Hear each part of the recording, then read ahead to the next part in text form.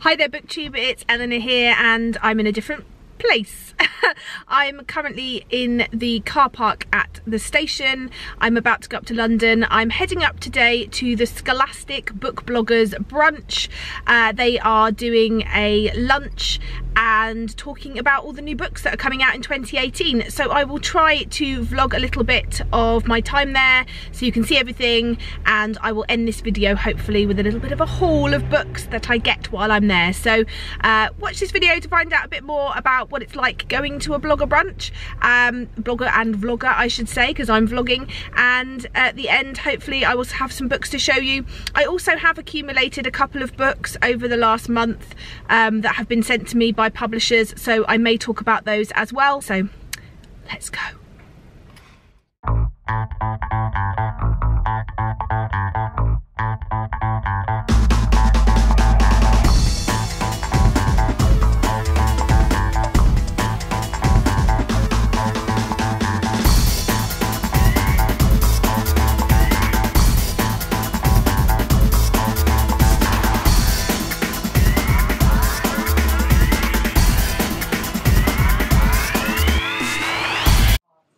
The Light Jar is a story of fear and hope, loneliness and friendship, exploring serious themes that are handled by Lisa's extraordinary lightness of touch, which has won her legions of fans. Next we've got Tender, which is the next novel from Eve Ainsworth.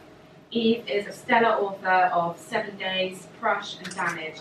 She deals with really important themes of bullying, toxic relationships, self-harm, and now she's taking a look at young carers. She deals with difficult topics in a really sensitive way because she's got a background in pastoral care and counselling. It really is reflected in her books, which some of you will have read and already know. Her books are an honest account of what life is really like for some young people. This one's been described by Kat Clark as a compassionate, compelling and unflinching novel. Marty and Daisy spend their lives pretending. Marty pretends his mum's grip on reality isn't slipping by the day, and Daisy pretends her parents aren't exhausting themselves while they look after her incurably ill brother.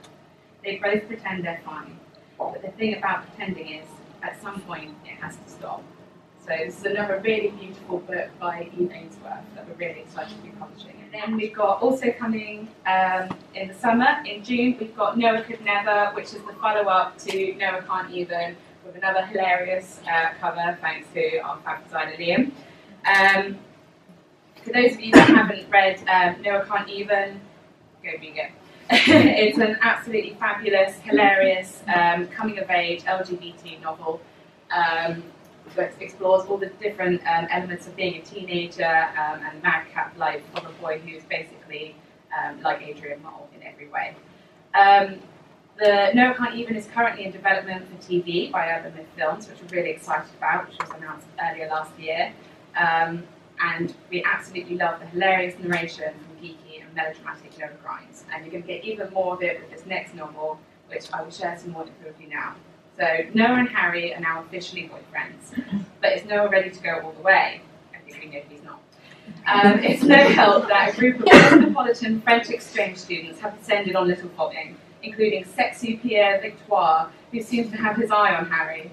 Meanwhile, Noah's paired up with a girl who, most outrageously, is not even French. But that's not all. The police are monitoring Noah, and he can't tell if it's because his dad and secret half-brother Eric have made off with his grand's fake diamonds, because his PE teacher is receiving mysterious cash infusions from Russia, or because drag queen Bambi Sugarpops is hiding out at Noah's house in the midst of a knockdown, bare-knuckled drag feud. Will Noah ever catch a break? Okay, so because I am the worst vlogger ever, my battery in my camera wasn't charged fully and so I couldn't film anymore, but it was such a good event. There was some really interesting books talked about, more than I was able to show you footage of, and also there was some really great readings from loads of different authors and an author panel. It was just a really good event. I really enjoyed myself. I'm going to quickly show you some of the things that we were given in our goodie bags, and I'm really looking forward to what Scholastic have got coming out in 2018. So the first thing that we got in there is a postcard for State of Sorrow by Melinda Salisbury. I'm really excited to find out more about this book, and I think ARC copies should be coming out soon. I've put my name down, so I will let you know more about that when I get to the book in my hands. There was also a postcard for Shell by Paula Rawsthorne, who was there and talked very interestingly about her sort of motivations behind this book. It is a book that I have on my TBR for this month, so I will let you know more about that hopefully in the next few weeks. There was some adorable little book badges and a pen, which always comes in handy. There was a really lovely notebook, which is just what I like. It's quite small, it's got an elastic, it's got really nice lines, and it says, "Creativity is contagious, pass it on, Albert Einstein." Too true, Albert, too true. I'm looking forward to using this for all my notes. There was a copy of Northern Lights by Philip Pullman, which is really beautiful, and it is a series that I really enjoy. I already own copies of this, so I'm going to donate this to my school library because I think the children would really enjoy having one more copy in there. I think we've only got one copy and it's constantly going out, so I'm going to donate this, and I think what better place to go than getting it into the hands of children at a young age.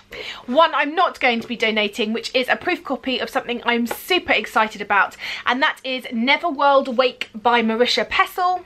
You might have heard of Marisha Pessl mainly from the popularity of her book Night Film here on BookTube. She has also written Special Topics in Calamity Physics, which I have on my shelf but I haven't read yet. This book is coming out on the 7th of June 2018, so quite a wait, and I will be reading it nearer the time, but just a little teaser here. I'll tell you a little bit about what it is about. It says on the inside, 5 friends, the beautiful elite at their exclusive prep school. Yes, please, thank you. Reunite a year after graduation. After a night out, they narrowly avoid a collision with a car on a deserted road. Back at the mansion belonging to one of the girls, a storm rages and a mysterious man knocks on the door, announcing something world-shattering. The friends must make a choice. One of them will live and the rest will die. And the decision must be unanimous. So begins the Neverworld Wake, the nightmare, the nothingness. Time backbends and they are fated to repeat that day, but fears are now physical and memories come alive in horrifying ways. How will they vote, and will they be able to escape the Neverworld? Wow, I can't wait. This sounds brilliant. We were also given everything in this really cute shelfie tote bag, which I think's lovely, so I shall be keeping that to carry all my books around in. And then I was so lucky, I was sat on a table with 2 lovely girls, 2 sisters who are bloggers. I have to admit I don't read many blogs. I find with all the vlogs that I'm trying to keep up with on BookTube, I tend not to read blogs quite so much, but I'm definitely going to be checking out theirs. And one of the sisters has started making soy candles based on books, and I just thought it was a lovely idea. She's not selling them yet, but from what I've seen so far of the one that she very kindly gifted me, she should. And her blog is Pretty Little Memoirs, which I have from her is a play on Memoirs of a Geisha and Pretty Little Liars, 2 of her favourite books. I will link her blog down below. And she gave me the choice and I picked this one, and it is an Under the Sea soy candle, and she's wrapped it so beautifully in these bags. And it's so beautifully made. It says handmade with love, and it's got this beautiful purple ribbon, and on the top it says Lacuna Candle Company, Under the Sea, and it's sparkly. Oh, it smells really nice. It's got kind of a watermelon, I really like that scent to it. It says on here ocean air, mermaid whispers, sandy toes. It's really nice. It's very watermelony, and I can't wait to light this. I've been getting through candles like nobody's business recently, so I'm really excited about this. Can't stop smelling it. I hope she starts selling them because I will be first on her customer list. So that is the things that I was very kindly gifted while I was out today. I have got a few things, like I mentioned in the beginning of the vlog, that I want to talk about that I have either had on pre-order, so they don't count towards Bookopoly, or have been sent to me by publishers, so they don't count to Bookopoly. I know you may think I'm cheating, but I'm happy with this decision. So I'll talk to you about the ones that I was very kindly sent by publishers first. The first is Scythe by Neil Schusterman. This says, "Thou shalt kill. What if death was the only thing left to control? In a perfect world, the only way to die is to be gleaned by a professional scythe. When Citra and Rowan are chosen to be apprentice scythes, they know they have no option but to learn the art of killing. However, the terrifying responsibility of choosing their victims is just the start. Corruption is the order of the day, and Citra and Rowan need to stick together to fight it. Then they are told that one of them will have to glean the other." That sounds really good, and something I've not heard of before with Reapers and things like that, so I'm looking forward to this. The next I was very kindly sent is Dating You Hating You by Christina Lauren. So I believe this is a story of two people, a boy and a girl. They meet at a party, or a man and a woman. They meet at a party. They really hit it off, and there could be sort of potential romance there. They both work for quite high-powered Hollywood studios, I think. Is it? Yeah. Competing high-powered. They're high-powered agents at competing Hollywood firms, and then a merger occurs, and they find that they are going to end up competing for the same job, and so what could have been a potential romance turns into something not romantic at all, and competitive and more like hate. I suppose since the dating you hating you part comes in there, so I'm really looking forward to this. I'm hoping it will be a really good romance, and you know, the love-hate relationship is always an interesting one for me. And then finally I was sent a book called I Have Lost My Way by Gail Foreman. This is a proof copy, so obviously not what the main cover will look like. This comes out on the 5th of April, so I will be reading this nearer the time. But the back says, "They lost their way but found each other. Around the time that Freya loses her voice while recording her debut album, Harren is making plans to run away from home and find the boy he loves, and Nathaniel is arriving in New York after a family tragedy leaves him isolated. After the three of them collide in Central Park, they slowly reveal parts of their past that they haven't been able to confront, and together find their way back to who they're supposed to be." This is apparently told over the course of a single day from 3 perspectives, so I think this is probably quite reminiscent in its writing style as Gail Foreman's other books. I haven't yet read If I Stay or I Was Here, so I must rectify that, but I'm looking forward to this one. It sounds really interesting. And then 3 books that I had on pre-order from vouchers that I had from Christmas. I ordered these before the end of the year and therefore didn't count them because it was money that I was spending before the end of the year, and so I picked up Wires and Nerve Volume 2 because that was something that I wanted on pre-order and I was desperate to get hold of, so I used my money for that. And then I also picked up the Hazelwood by Melissa Albert because I had this on pre-order.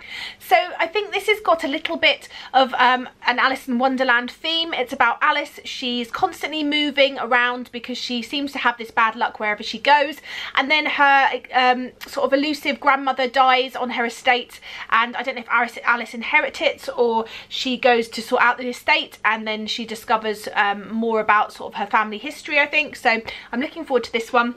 And the final one that I had on pre-order is Far From the Tree by Robin Benway. So this is a story centering around adoption and foster care, and it's about a girl. She gives up her own baby for adoption, decides that it's time she searches out her own biological mother, discovers that she has 2 siblings that she didn't know about, and I think we find out more about them and how their lives have been. And I think this is going to be a really hard-hitting but moving story, and I'm really looking forward to finding out more about you know, how this works, and the protagonist and how she copes with searching for her biological mother only to uncover all of these different things. Yeah, it's something I've not read much about in books, so I'm looking forward to this one a lot.